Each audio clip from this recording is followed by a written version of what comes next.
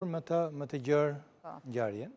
E thënë, flotilja Sumud praktikisht është hera e dytë që tenton të hyjë në Gaza, dhe herën e parë, do të thënë, ata të gjithë u bllokuan, u ndaluan dhe mbas një mbajtje, do të thënë, disa ditore, u kthyen mbrapsht.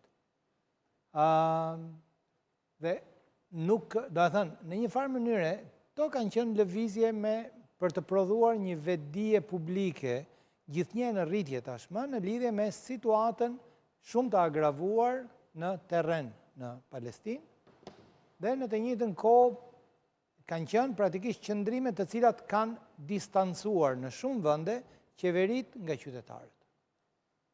Pra, në një farë mënyrë ne kemi qeverit të cilat kanë qëndrime specifikisht shumë oportuniste dhe në një mas të madhe me karakter ideologjik. Pra, për fat të keq, çështja e Palestinës nuk është një debat mes majtës dhe djathtës. Në shumë prej debateve që ne përcjellim sot në botë, kjo shitet si një debat mes majtës dhe djathtës, një debat mes veriut dhe jugut global. Në fakt nuk është e tillë. Kemi të bëjmë praktikisht me një çështje e cila mirë ose keq implikon një analizë deri transcendentale të ndërtimit të një antropologjie politike që përfshin nga Shtetet Bashkuara në vijim, dhe në këtë pikpamje unë dua të theksoj faktin se sot jemi në kushtet praktikisht gati të një bloku relativisht izoluar. Të mos harrojmë se Meloni ishte përkrah zotit Trump kur lançoi bordin e paqes.